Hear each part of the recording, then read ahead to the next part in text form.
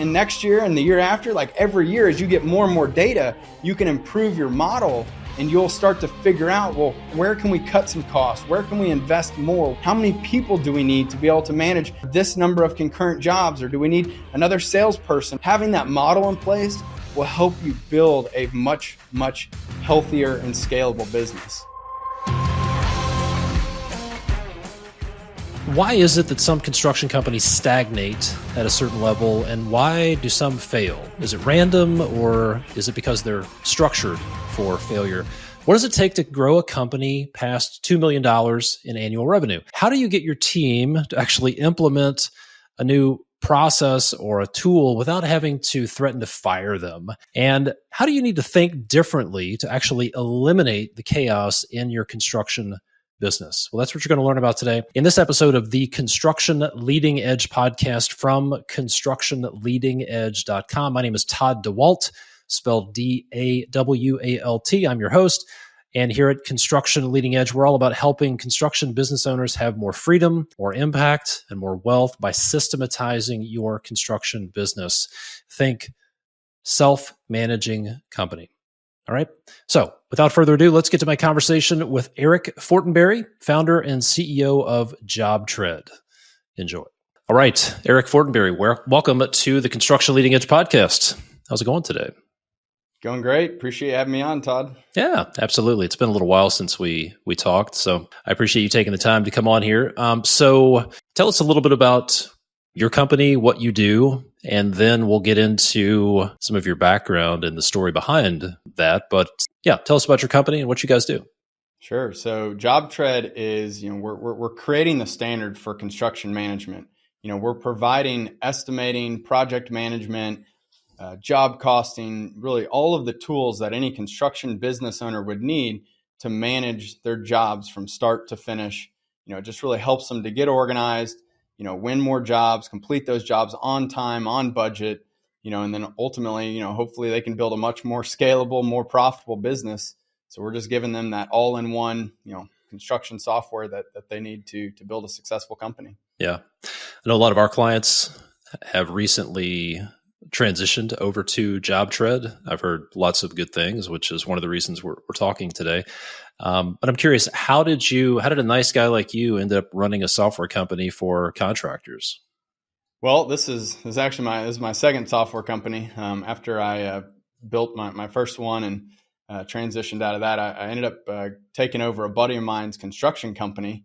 He had asked me to come over and help him figure out how to scale the business. They were about $5 million in revenue.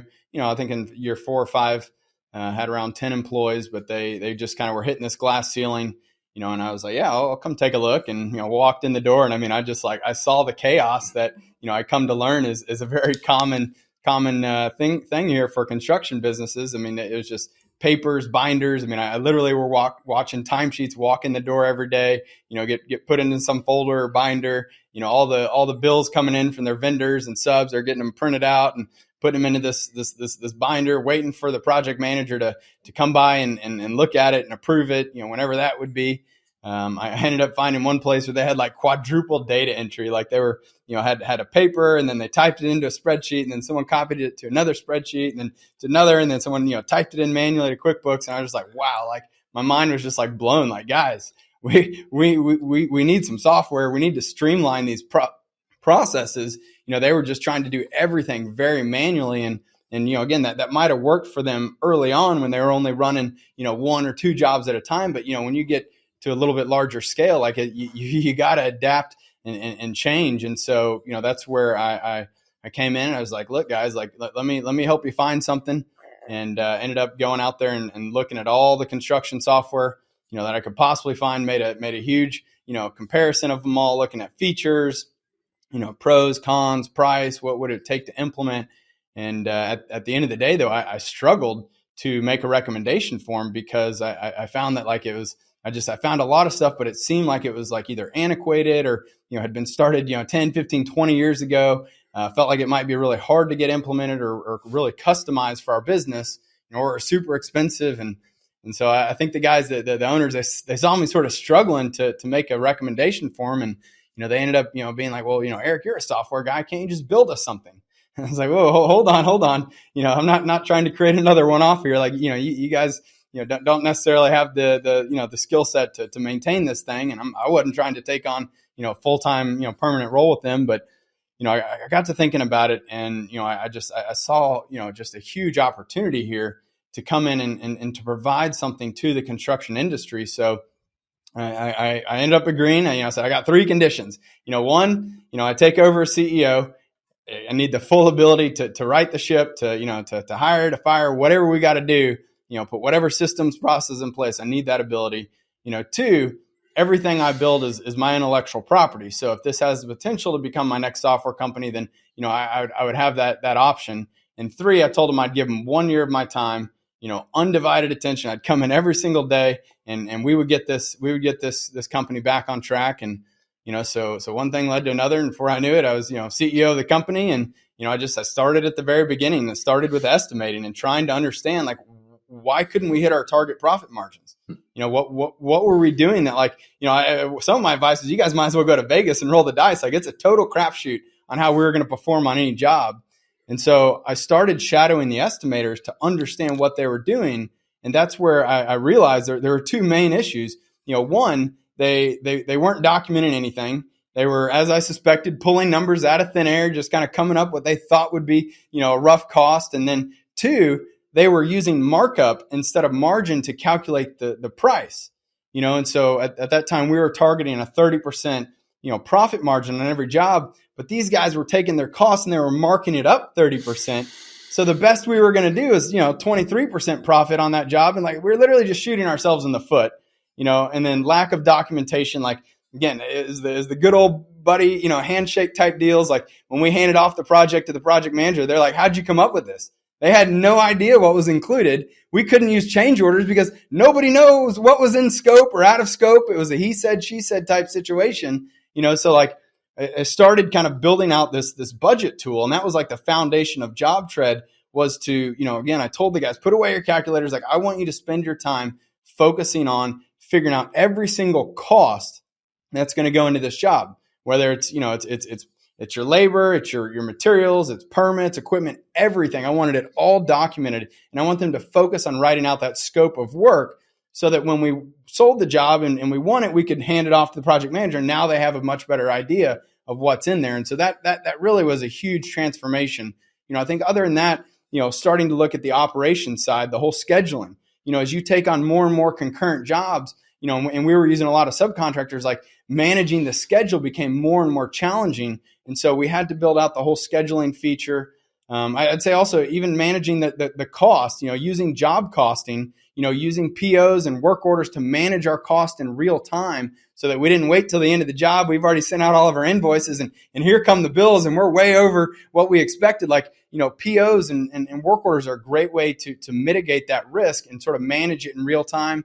And then lastly, I turned to the back office and looked at the whole accounts payable, accounts receivable process. That was a total nightmare over there. Like, we had over $800,000 of AR. Like, our hard-earned work was not being collected. And, that's when I realized, like, there was this disconnect between the back office and the field, and we sent the invoices, but we never followed up. The back office lady was so bogged down with all of the work, that she just assumed the field guy was following up with the customer, and the field guy assumed that the back office is following up, and field guys aren't in QuickBooks, they can't see what's been paid, not paid. So and then on the billing side, like, we were being double billed, overbilled. We had materials on the wrong jobs, like, again, total chaos. And that's when I realized, like, I needed to integrate this solution with our QuickBooks so that the field had more visibility and could play a more active role in making sure that we were getting paid and that we were paying the appropriate amount to the subs and suppliers. And so,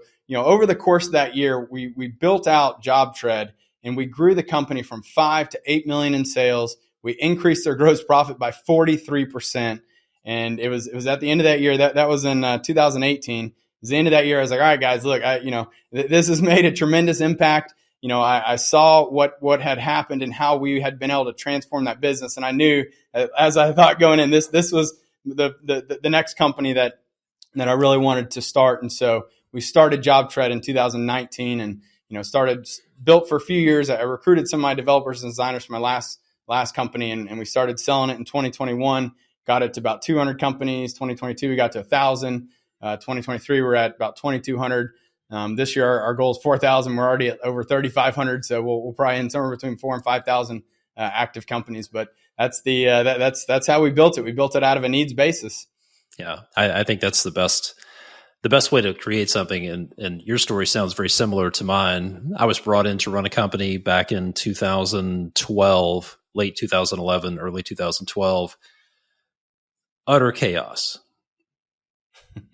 Just utter chaos. The company was doing maybe $4 million in revenue, but it was insane. And I remember having getting a phone call. One of the most alarming phone calls was I got a call from Heather, who was in accounting, and she said, "Hey Todd, if we don't get some money in here, we're not going to be able to make payroll in 2 weeks."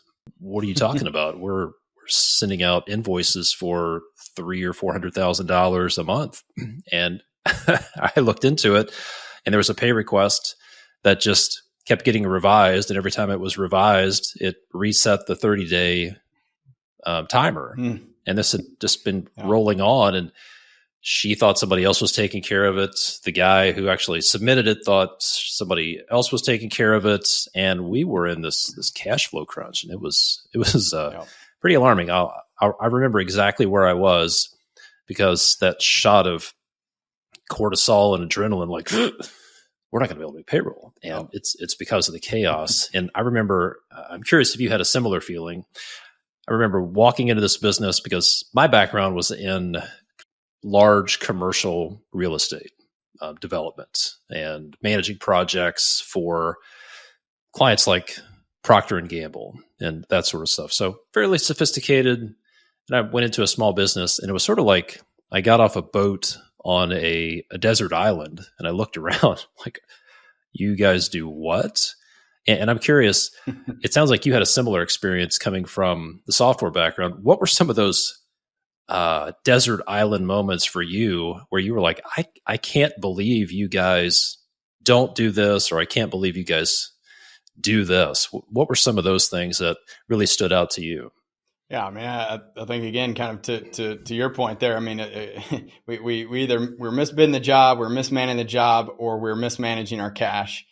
Cash flow is the number one most important thing for any business, and I see that as the thing that will take down the majority of people who go under. Is just they can't manage their cash. Like they think that just because you got $100,000 in the bank today, that is not $100,000 of your profit. That is not in your pocket. You might have $150,000 of bills you need to pay out.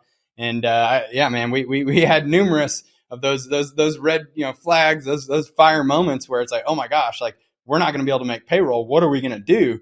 Our guys are going to quit. They're going to walk off the jobs, and figuring out how to handle those situations was, again, that as much as like, I hate to say it, like what the team did was they were taking the AR, they were collateralizing their accounts receivables and taking out a $200,000 line of credit one after another to be able to fund cash flow and fund payroll. And, the whole, robbing Peter to pay Paul, like, this is when you start getting yourself into that situation, like, you need to pump the brakes and you need to take a real hard look at everything, because that is not a good situation. And you just start digging yourself deeper and deeper and deeper into that hole. And, it can be very, very hard to work yourself out. I think I'd say another thing that I saw was, when I took over this business, and I see this all the time with contractors, like, as entrepreneurs, you naturally, you naturally put on all the hats. You just keep putting on the hats. Like, at the end of the day, the buck stops with you. You got to figure out how to make it happen. And, I saw in this business that I took over, and I see in a lot of people's businesses, like, that starts to wear you very thin. You can't do everything. You can't be great at everything. And, this is where I think it's important that you figure out, how are you going to scale your business? This is where we need to, work smarter, not harder, leverage technology, leverage, software, systems, processes, build the right team, learn how to delegate. Like, you can't do everything. And that's a very hard thing for entrepreneurs, especially who, they have that mindset of, well, I know if I do it, I'll do it right and it'll be the best. Well, at the end of the day, like, that is not sustainable. And so, we really had to take a hard look at the roles and the responsibilities for each person, starting at the very top, the owners. Who is going to focus on sales? Who is going to focus on project management and operations? Who's going to focus on the back end? Like coming up with this kind of new plan for everyone's roles and responsibilities. It really helped take the burden off of, the two owners who were just sitting there at the top, but just getting so bogged down and so stressed every day that it was affecting everything else they did. And so, I think those are things that, again, if you feel like you're in that situation, you got to sort of take a step back, and think about what can we do different? Like just because you've been doing something, the same way for years and years and years, that doesn't mean that like that's the answer moving forward. Sometimes there's, you got to kind of adapt and change and grow and evolve. And a business, getting to 1 million is not the same thing as getting to 2 million, to 5 million, to 10 million, to 20 million. It's very different challenges that require kind of different approaches and strategies. Yeah, speaking of digging holes, so if anybody's listening to this and you're thinking, that's me, I've dug myself a pretty deep hole and I just keep taking on more debt. My best advice for you is if you find yourself at the bottom of the hole, of any sort of hole, just put the shovel down. You need to stop digging. You cannot dig your way out of a hole. Trust me, I've tried a few times and the results have been nearly catastrophic. It just doesn't work. So don't believe the lie that you can dig yourself out of a hole. You just need to stop and do something different.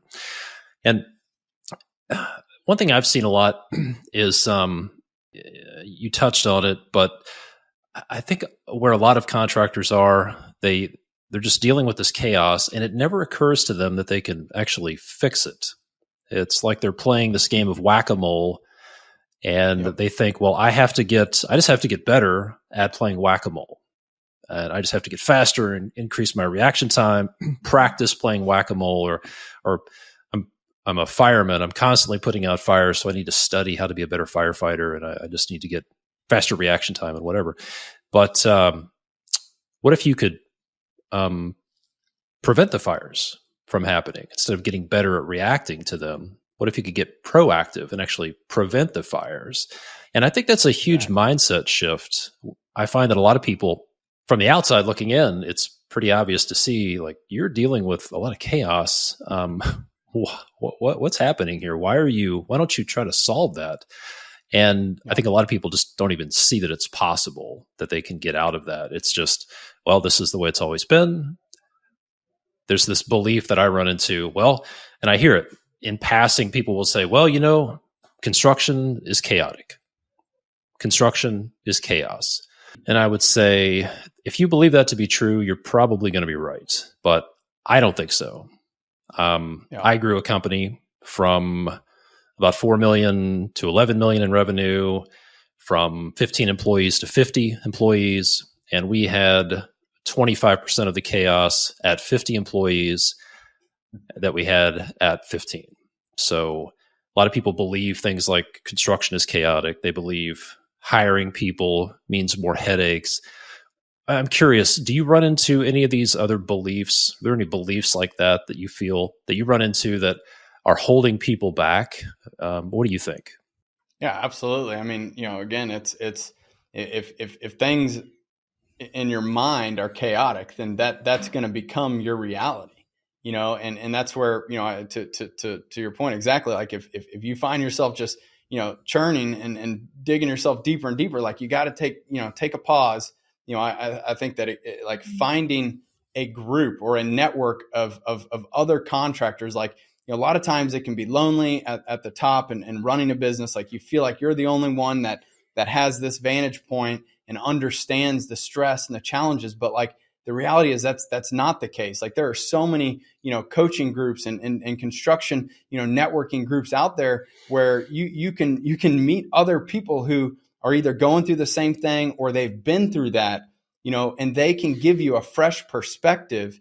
Sometimes like it can be hard to see the forest from the trees. And so like, I see that all the time, and I would also encourage people to like, again, how can I sort of take a pause, if you're feeling burned out, if you take a break, whatever it is, but get that fresh perspective in there. And, I think too, like at the end of the day, like I believe that people will either naturally gravitate more to sales or more to operations.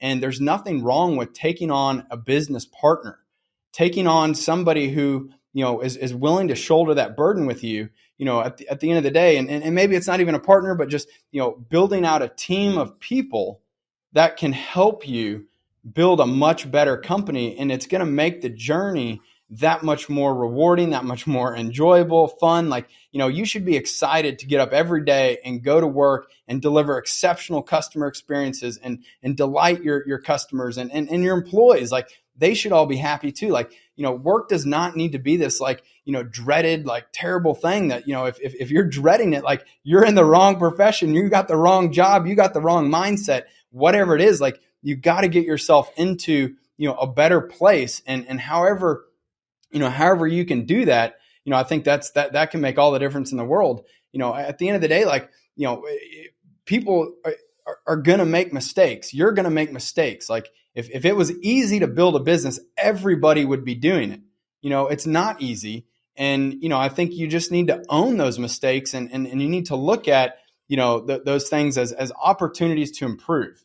I'm a big believer in just, be completely transparent, wear your heart on your sleeve, be open, be honest, over communicate. And you'll end up finding that your customers actually really appreciate that about you. They value that. They start to really value the relationship with you even more.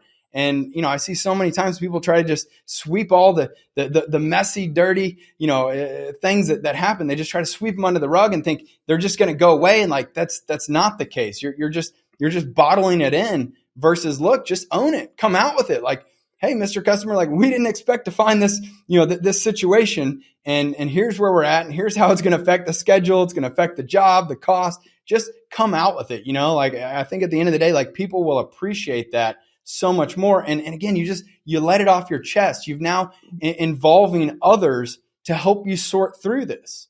So that's great advice. I think a lot of people suffer because they carry all of that stress and sometimes they pre-suffer. They suffer about what's going to happen if the customer finds out about this. What's going to happen if I have this conversation with my employee about using this feature, this timesheet or whatever. They pre-suffer about it. And in many cases, they don't take any action. So if you think about it, okay, maybe it's going to suck to have this conversation. But at least if you just have the conversation, it's just going to suck once and you may suffer during the conversation, but you're not going to suffer for days or weeks before. So just get through it. And what I found is what I've learned is if my team has made a mistake, then I see this as an opportunity with the client. So, all right, we dropped the ball, guys. So this is now an opportunity. There's a couple of things I've learned. One, it's an opportunity to build that trust and build the relationship by saying, look, we dropped the ball. We messed up. Here are the impacts. Here's what we're going to do. The other thing I learned was those problems don't go away. You don't get to choose if you deal with those things.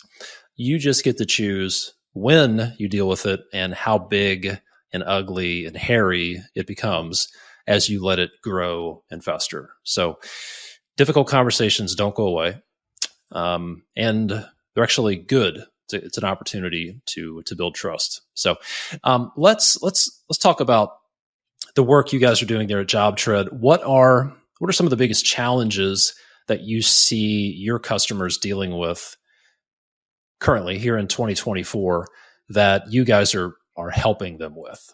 Yeah, I mean, I think again, number one challenge is just managing the business, managing, many jobs, whether you're working on estimates, trying to get those proposals out while you're also trying to run jobs, trying to do a lot of things at once, as you grow and as your business becomes more successful, that becomes more and more challenging. And so, I see that all the time. I hear all the time people coming in saying they're dropping balls. They can't, they can't respond to the prospects quick enough. They're not able to accurately, estimate the jobs and get those proposals out, and so I think that's, probably where a lot of times where their journey with JobTread starts is the kind of that the building the budgets and the estimating and trying to really streamline that process.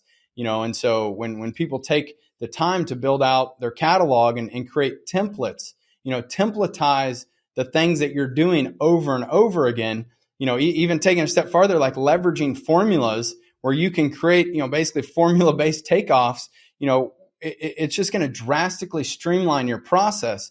I see contractors every day telling me like, they used to take them, days or even, a week or longer to turn around a proposal. And now they go out there on site, they have an iPad, they type in a couple of the key parameters, what's the length and the width and, kind of all the different things that they would need to calculate this. And they just plug it right in JobTread and it just instantly spits out, here's the budget, here's what this project is going to cost, and maybe you give them some optional, upgrades or let them kind of choose between, this material or that material, the whole good, better, best. Like it helps them to much more quickly and accurately estimate jobs, turn that around, and that's going to help you to win more jobs. At the end of the day, like you want to take the prospect off the market as fast as you can and get them going down the path with you. And so, I think that would be probably one of the biggest things, that we see. And, I heard the other day, someone was sharing with me, like he has just done a bunch of research and like found that like growing beyond $2 million in sales for a construction company, like this is like this kind of this threshold that like almost nobody gets beyond 2 million, and I would counter and say, well, that's probably because they're not organized. They don't have good systems and processes. They haven't built out their team. And, again, I understand that like finding great people can be very hard. And then even maybe even more challenging is bringing that person into your company and then making sure that they're trained, that you've equipped them with the right tools, the right tech training, the right technology, kind of making sure that they can be an efficient, productive member of your team. Like you got to take the time to document, all of your standard operating procedures, take the time to train them. Like so many business owners, they have it all up in their head. And then they struggle to like scale the business because they don't take the time to put systems and processes in place that can be repeatable, that can be trainable. And so that's where, again, putting a system like JobTread can really help you, to build that out. And even more so, like I see all the time, people don't know their numbers. They don't understand what is going into every job. And they often don't take the time at the end of the job to review their performance. And so again, you're just flying blind. If you are continuing to do job after job and you don't know how you're performing on that job, like it's like trying to, build a 2-story house and putting the second story on before you put in a foundation. That's where like JobTread helps you to really understand your numbers and build out a very scalable, repeatable business. If you can't consistently hit your target profit margin, then something's wrong. Don't keep selling more and more jobs where you're losing money or you're not making what you need to be making to keep the lights on, to keep growing the business. Like that's where like you got to take the time to really understand how you're performing. Whether it's tracking your employees, clocking in and out on jobs, like understanding what their production rates are, or if it's, bidding out, getting your subs to bid on your jobs. Start collecting, real-time price quotes from your vendor suppliers. Like you can't just assume because you bought a piece of lumber 3 years ago that it's the same price. You got to make sure that you're constantly focusing on your numbers, your cost. And then at the end of every job, like, are you hitting your target profit margin? If not, what happened? Go make sure that you don't keep making the same mistake over and over and over again. Like that is how you build a successful and scalable business, is by continually evolving, improving, focusing on the key metrics and building out the right team to help you do it. That's how you can build a very successful business. And I've seen so many people, who have come in at less than $1 million are now, 2, 5, 10. I mean, it's awesome to see that growth. And they would tell you that these are some of the major sort of transition points for them when they realized and they learned and they implemented, these types of solutions. Yeah. You mentioned some people would say it's impossible to grow past a certain point. And I think a lot of that comes back to the mindset. A lot of people would say that, like, they get to the end of the year and they look at their results and say, we didn't make any money. And it's all rear view mirror stuff. They're looking in the rear view mirror when it's too late. Yep. And then they think it's random. Like, well, it's because of the economy, or it's because of those. Let's blame it on the young people who don't want to go into the skilled trades. Yeah, let's blame it on the skilled labor shortage. Let's blame it on our subcontractors. Let's blame it on our customers. Let's blame it on the president or the boat that got stuck in the Suez Canal or whatever. But the reality is, and we've worked with hundreds of businesses, and there are businesses that are structured for success. They are designed to succeed. There are businesses that are structured to stagnate. They hit a ceiling and they stop because that's what they're designed to do. Their design can't support any more growth or it will break. And unfortunately, a lot of the businesses that fail, and we're probably all familiar with the statistics on construction business failure, that's not random. They fail because they are designed to fail. Now, nobody designs their business to fail intentionally, but they do it unintentionally all the time because they don't have the systems and processes in place. And what that comes down to, I think, is a lot of people are looking out there for the problems, and they're saying the solutions are out there. But what a lot of our clients would say is the first thing they had to do was they had to realize that they were the problem. And they had to fix that problem first, and they had to go design their business for success. And it's not random. There's a reason companies scale, and it's because they're designed to scale. There's a reason that they fail as well. Yeah, 100%. Let's shift. And I mean, one other thing I would add to that is that, you know, a lot of times I see that these business owners, they're not creating annual budgets. They're not creating, you know, a financial plan for the entire year. You know, if you get to the end of the year and you see that you had a terrible performance, well, you know, you could either sit there and sulk and say, oh, you know, that sucks, and everybody else is the problem, or you could say, all right, well, let me go back to my plan, and when I'm going to create my plan for next year, I'm going to take all of the historical data from the previous 12 months and I'm going to bake that in. I'm going to try to improve my model. You know, I highly encourage everybody, if you don't have an annual budget, every single year you need to figure out, you know, what is your goal? If you don't have a goal, you're not going to hit it. Like it doesn't exist. Like you got to have a goal. So figure out, what do you want to make this year in top line revenue? And then you can back it out and say, okay, let me divide that up month by month. You know, if this is your first time doing it, just fine, divide by 12. You know, ultimately you'll want to come in and figure out when, you know, cyclicality, like, so when are your best months? When are your worst months? You know, just come up with, you know, your annual number, divide that up amongst the 12 months of the year. So you have a monthly top line sales goal. And then, you know, figure out what is your average cost of goods sold? What does your gross profit look like? So what are you going to spend to be able to hit that target profit goal that you want to make from all of your jobs that month? And then flush out your overhead. What does it take? What does it cost to operate your business? I mean, take all of your costs, you know, your rent, your utilities, your phone, your payroll, everything, put it all in there. And what is the cost to operate this business on a monthly basis? And then have your net income, have your net goal. And again, like you may be wildly off, and that's fine. Just, you have to start this process and you will get better and better and better at it. You know, but like this lets you say, okay, if my goal is to make X in revenue, well, now how many leads do I need to get, you know, in order to do that? And then what is my conversion rate? Like, what's my close rate, you know, look like for all those leads? Like, this starts to help you kind of back into, how are you going to hit that number? And then, are we doing the things that we need to do that? Are we investing enough in sales? Are we investing enough in our marketing and advertising, or whatever it is, to get those leads and get those deals? Like this, having this annual plan is something that, you know, again, I realize a lot of people kind of coming off the tools, they don't have business degrees, and you don't need to have a business degree to do this, but you do need to take the time to implement an annual budget so that you can then use the data to help you continually improve.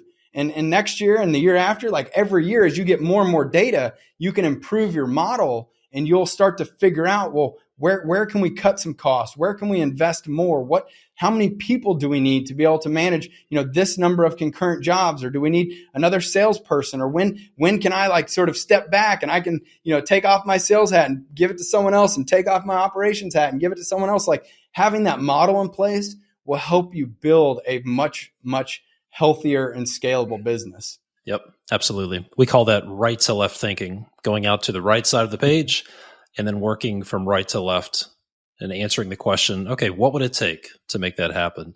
And that's a different mindset.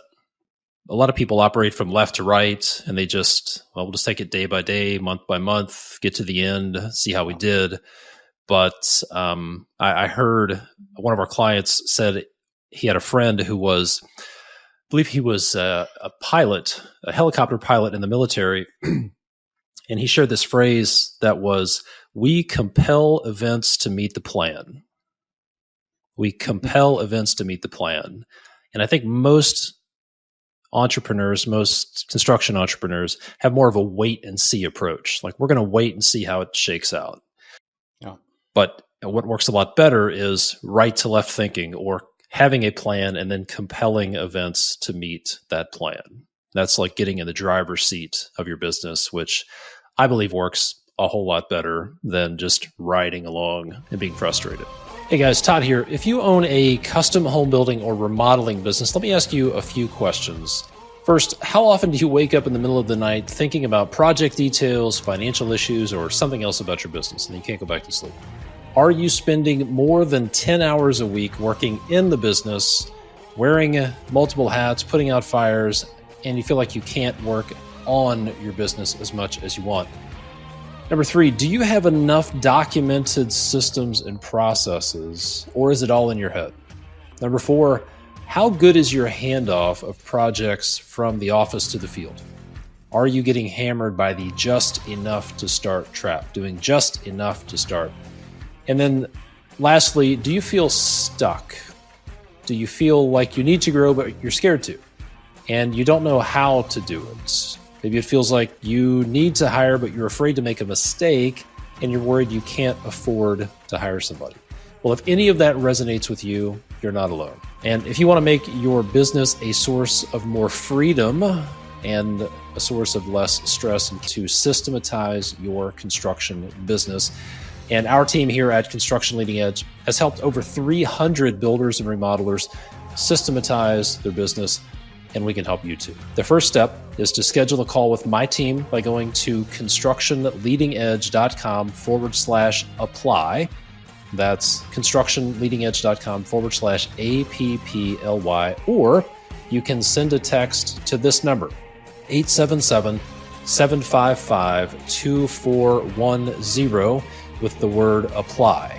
That's 877-755-2410. Just text the word apply and we'll get back to you. Now, let's get back to our episode.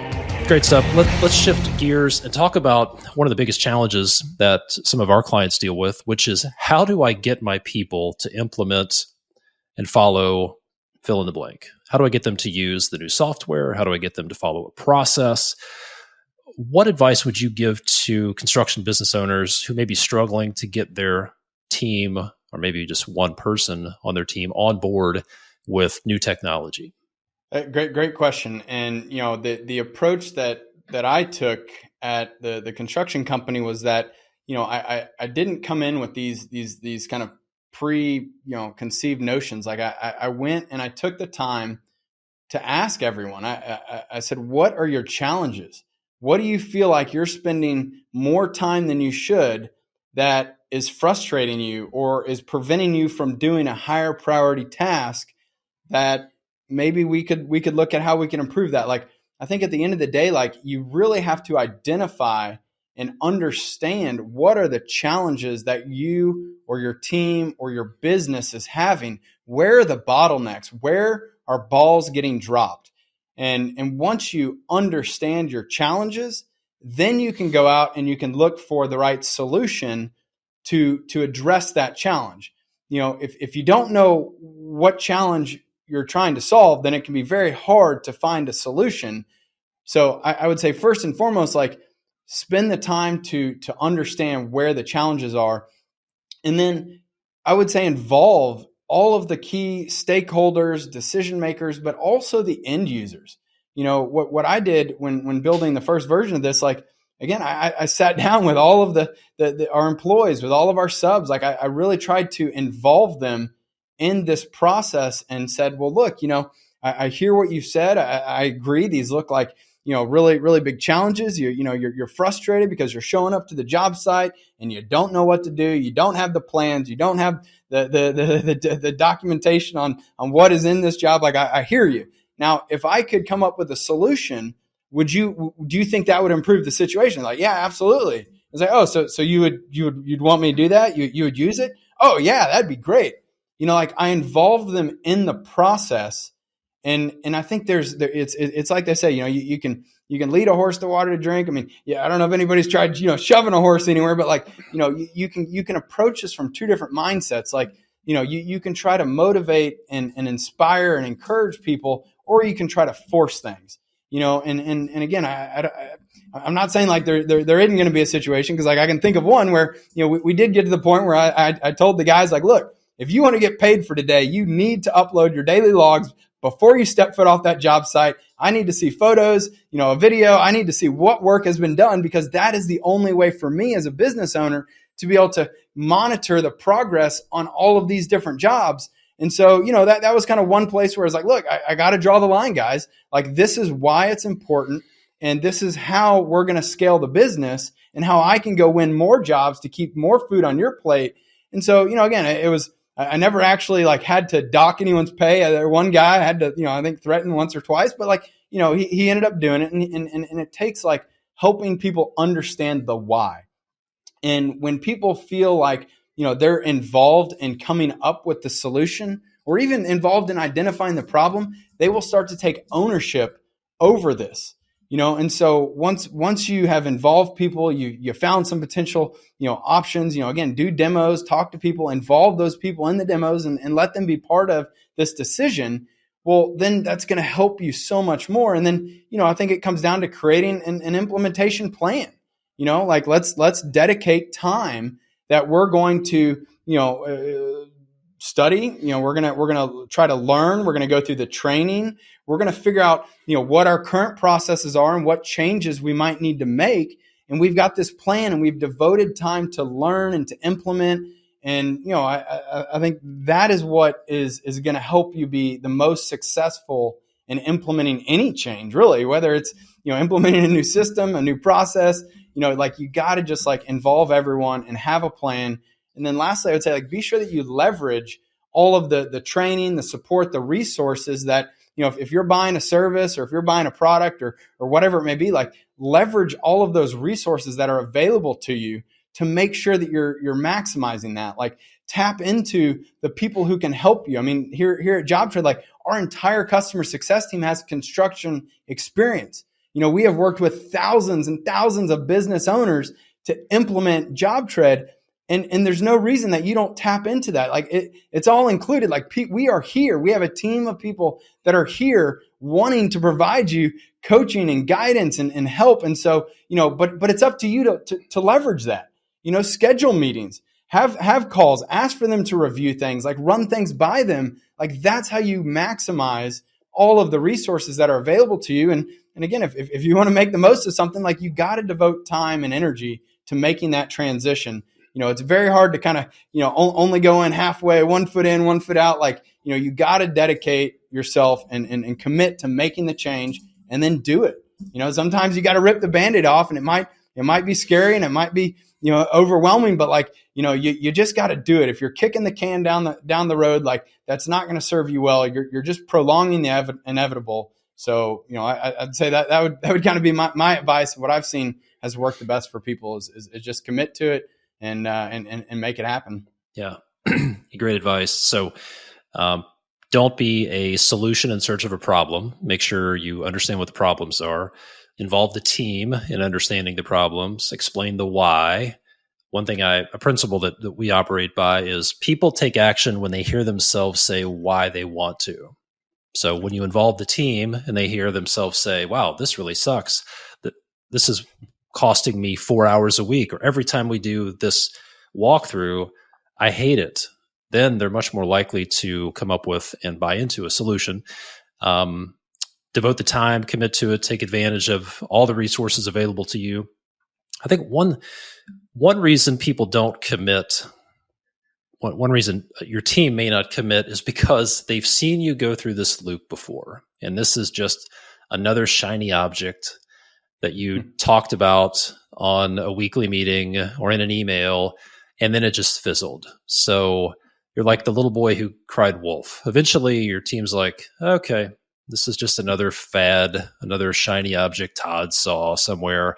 It's going to go away. So if you're guilty of that, then you need to be really sure and commit to something and stick to it and hold people accountable so they know it's serious.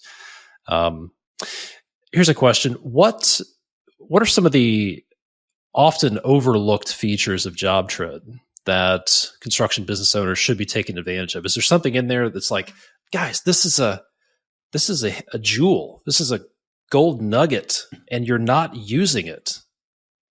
Anything like that in JobTread that you would tell people about?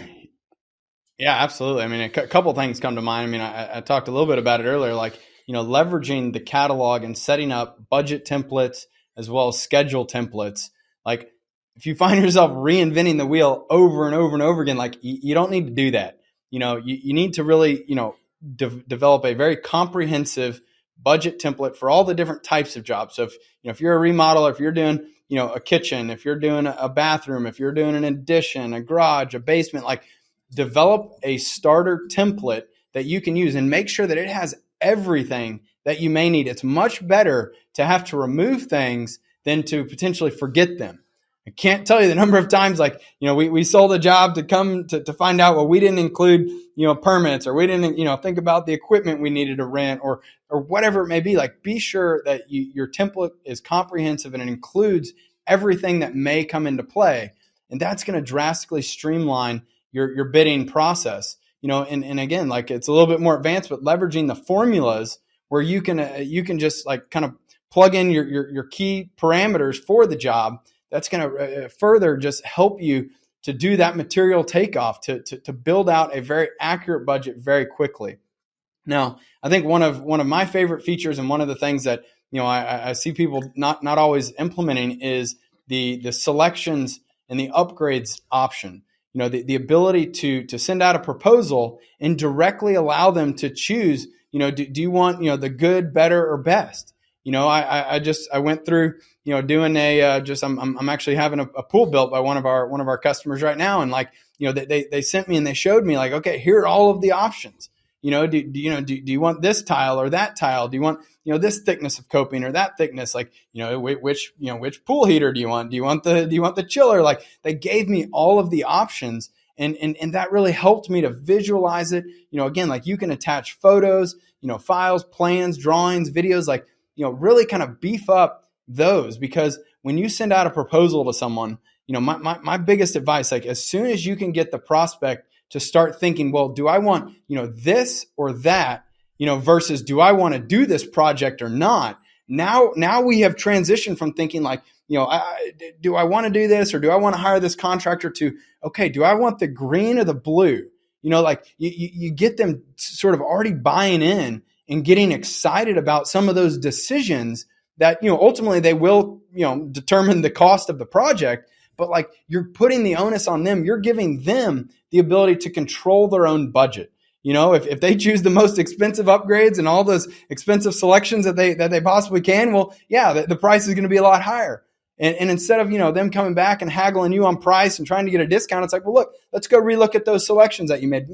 Maybe you don't need the highest, appliance package there, or maybe this isn't that important to you. We could maybe use a different stone or different tile or different finish, like, whatever it may be. Like, I think that it's such a great way to make that whole experience a lot more interactive. And again, you're getting their buy-in. You're making them part of this, crafting the budget together. And I think that just leads to a much better customer experience. They feel part of it. They feel like they're having a say. They're controlling, some of the budget. Like, they didn't just ask you for a quote and you send them a number and then that's it. Like, you're involving them. So I highly recommend, thinking about how you can make that whole, proposal process, contracting process a lot more interactive.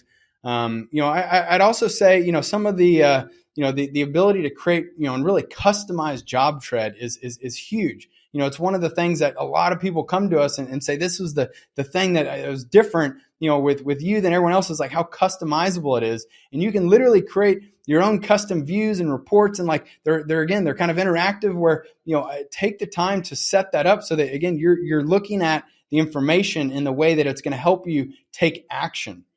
Lastly, and maybe one of my favorites, like I'm a big integrations guy. I love, connecting systems. We are an API first company, which means like, we were built to be able to integrate. We've got an open API, and so we've got a lot of built-in integrations, but Zapier is a third party kind of middleware, like a connector, where they've got like over 5,000 applications where, if you want to, connect, two different systems, and you're not a developer and you don't want to have to build or do very much, like Zapier gives you a way to sort of kind of, have a little drag and drop UI where you create these integrations that are specific to your business. And it's such a great way to further, automate processes.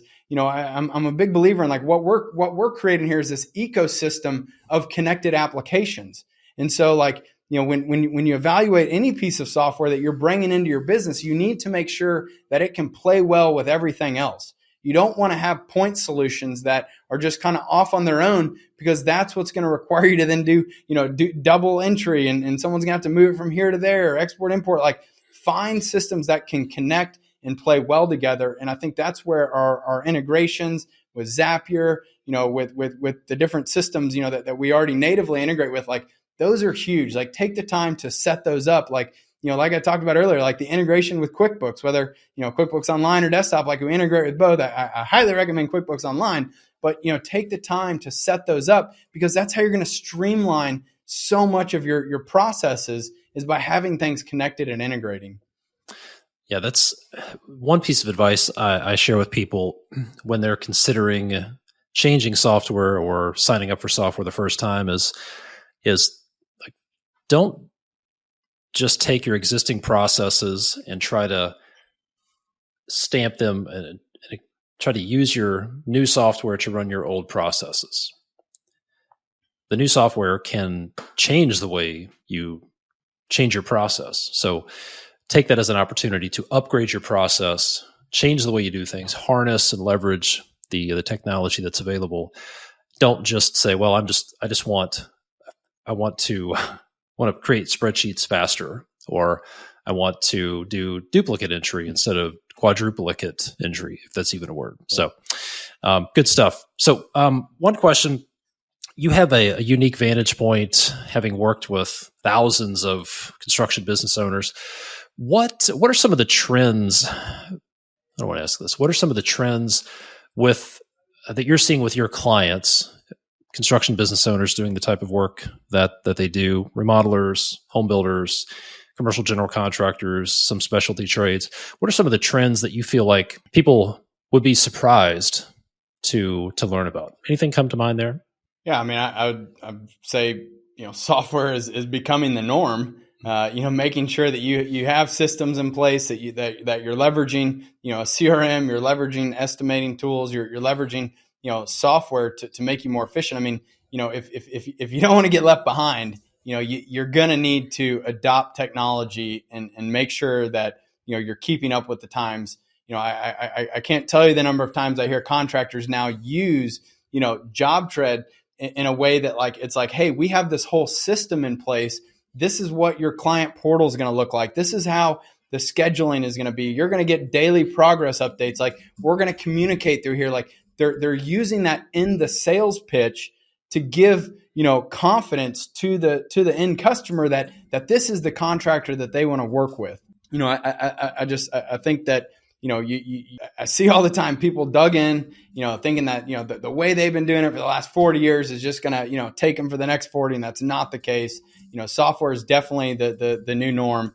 But I think the other trend I'm seeing too is that, high quality contractors are in high demand. There is no shortage of work for those who are focusing on delivering a high quality product as well as a great customer experience. If you're sitting there thinking that, the leads are drying up, the market's drying up, you're scratching your head why you're not winning deals, like there is not some big external factor. Like I really, it doesn't matter what everything else around you is going in. You have to be able to go in there and to position yourself as a great option, as the solution to the homeowner. Like you need to listen and understand their needs and their challenges, and then be able to present the solution to them and help them understand that, like, again, price isn't everything. I hear all the time, people think that they got to compete on price, and like, customers are always going to choose the lowest price. And I mean, sure, there are some, kind of bottom fishers that all they want is, they want the lowest price, and they don't understand the implications, of a contractor cutting corners. But at the end of the day, like, there are so many people who are not going to choose price as the number one factor. And even if they don't tell you that, you got to understand that you always have to position yourself as you're going to deliver the highest quality work. You're going to provide a great customer experience. You are going to do right by your customers. You are going to do what you say you're going to do. You're going to be easy to work with. Like, customers hire people that they believe are easy to work with, that they can trust, that they feel like are listening to them, that they will respect them, that they are comfortable having around their family. Like, be professional. Don't show up smelling like cigarettes and have, mud on your boots. Like, be on time, be clean shaven, always be branding your company. And like, this is how you can like elevate yourself, even if you have the same price as the next guy, or you're a little bit more. Like, it's everything else around it. It's the customer experience. From that first moment that they find you on the website, like, you should be branding your company in the most professional manner. Make sure that they can find the information that they need, that you've got professional photos of your work. I'm even giving them pricing ranges and buckets kind of what this is going to, cost to potentially do a remodel or do a bathroom. Like, just help to educate your customers. And these are the things that I'm seeing the most successful contractors. This is what they're doing that leads them to be booked out for months and months and months. I mean, right now, I can't tell you the number of contractors that are just so overbooked. They're like booking out into next year because they're so swamped with people wanting to hire them. And they're at 50+% profit margin. It's not, price is not the ultimate, decision maker always. There's so much more that comes into it. And I think when you have your company organized, you have your team organized, representing the company and the brand, and you're really doing a great job focusing on making sure that every interaction, every experience, every time that you are involved with that customer, just have the mindset that I want to earn a 5-star review at the end of this, and I'm going to bend over backwards to make sure that this customer is satisfied. Even if they don't become a customer, make sure that experience that they had with you was a great one, because you never know who they may tell or who they may refer, even if they don't become a customer. It's just so important that you always focus on that. I think the construction companies who think it's all about finished quality, finished products, and the don't ask us how the sausage is made kind of a thing, they're going to get left behind, sort of like Blockbuster got disrupted. The way I see things going is construction companies who focus on the customer experience are going to disrupt everybody else, because customers are realizing, I can have a good finished product, good quality, and a good experience. And that's what they're going to go for. Yeah. Good stuff. So a couple of quick hit questions as we wrap up. A couple of things I'd like to ask everybody. What is one thing you believe to be true about business that some might say is a little unconventional, maybe even crazy? Anything come to mind there?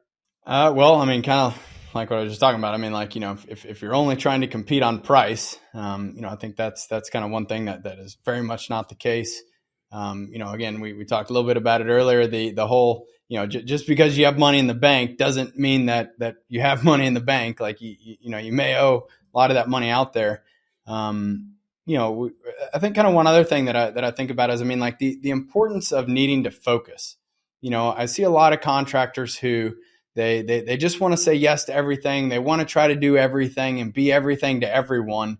And the reality is that, like, you can't boil the ocean. Like, you can't be great at everything. And I think it's really important that, you find, what are you really great at? What are you really passionate about? Like, what do you want to do? Like, what comes naturally? What comes easy? Like, what do you make the most money on? Like, figure out like what is good and what can you be very successful for with your business, and focus on that. Do more of that. If you find that every time, you try to do a certain trade or a certain type of project that like you struggle with, like quit trying to do that. Focus on what you can be great at, market that, target that, win those deals. And you just know, like, you don't have to be everything to everyone. Like sometimes, like if a job isn't going to be a good fit for you, be okay with that. Refer that out to another guy who's in your market who, again, you think might be a good alternative, and you never know, like they may start referring business back to you. Like you can work together with the what people consider their competition. I think I hear this one. Here's my real answer. Like I hear it all the time. People think that they can't collaborate and work with the other businesses who are similar to them in their space. That is not the case at all. There is enough work and enough demand that everybody can deliver and can stay, very busy. Like you gotta, like, again, a rising tide lifts all boats. Like work together, collaborate, figure out what projects you might be better suited for. They might be like, don't take on everything. Don't think you have to do every job. Make sure you're being very selective and you're taking on the right jobs that you can be the most successful with. Yep. Great advice. Sometimes the most profitable thing you can do is learn how to say no. Yeah. Because what you say no to has as much bearing on your success as what you say yes to. And a lot of contractors have a speech impediment when it comes to saying no. They're like, no. Okay, all right, fine. It's a little small. It's a little too far away. Client seems a little crazy. Not much margin in it, but we need to keep our guys busy, so we'll do it. Yeah, we'll do it. And that's a bad idea. Yeah, good advice. So one question I like to ask everybody is, first of all, what town do you live in? And if somebody's visiting that town, what is the restaurant or watering hole that they should visit if they're ever in that town? Good question. So we're in Dallas, Texas. Man, there's a lot of great restaurants in Dallas for sure. Really depends on if you're looking for like a good steak, Bob's Chop House is kind of a smaller little place.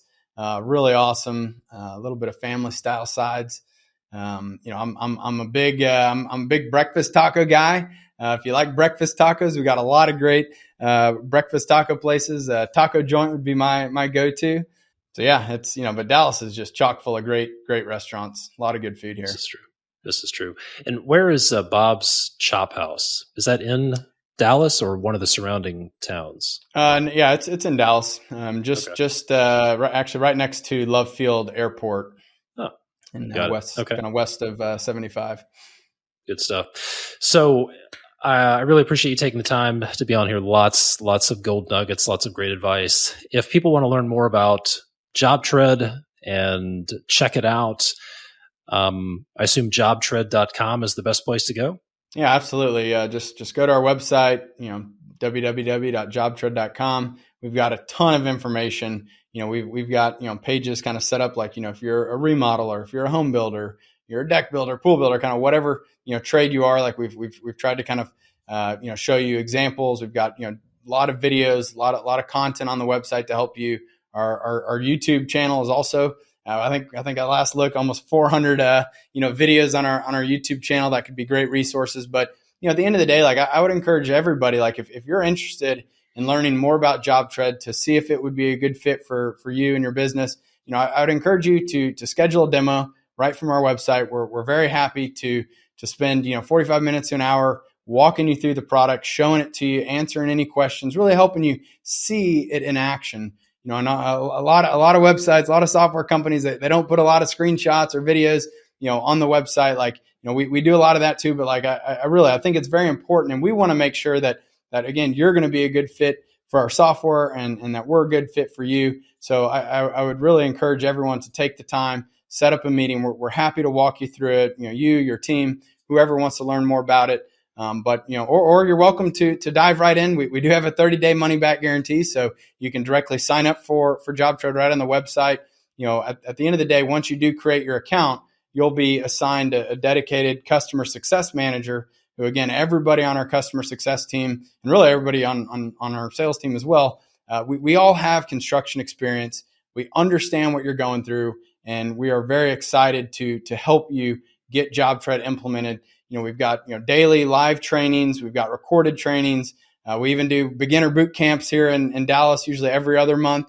We'd love to host you down here, and we've got our annual user conference that comes up every January too, which is awesome way to come out and network with others. I think one of the coolest things about JobTread, though, it is the community that we're building around the software. Like in our Facebook group is super active. We got I think it's over 3,500 members in there. It's just been really awesome to see so many people collaborating and helping each other to try to overcome challenges. To learn the system, learn different tools. Hey, how should I hire this person, or what should I do? It's just really neat, and I think that we've done a great job creating this very collaborative environment. So, however you get involved, we would love to have you join us. Good stuff. JobTread.com. Well, Eric, thanks for all the work you're doing to help eliminate chaos. That's what we like to do here as well. So look forward to partnering with you guys to help out however we can. So thanks for taking the time to be on here. It's my pleasure, Todd. Thanks for having me on, and appreciate everything you're doing with your podcast, your group. Just very, very much admire all of the effort that you put in to also help take this industry to the next level. It's very much needed, and I think you're doing a great job and providing a huge impact to hundreds or thousands of contractors out there. So thank you for that. I appreciate it. Hey, Todd here. Before you go, thanks for listening. If you get value out of this podcast, if you could leave a rating or a review on YouTube, Spotify, Apple Podcasts, wherever you consume this content, that would be great. And then if you are tired of waking up in the middle of the night, thinking about project details, worrying about cash flow, if you're tired of being stuck in day-to-day operations, putting out fires, if you're tired of not having enough documented processes and systems in your business, if you're tired of being hammered by the just enough to start trap and you feel stuck, if you want to grow your business and you want to know the right process to do it, if you want to have a roadmap to follow and a proven system for that, then there's a 5-step process to systematize your construction business. And the team here at Construction Leading Edge specializes in that. That's exactly what we do. And we've helped over 300 companies do just that.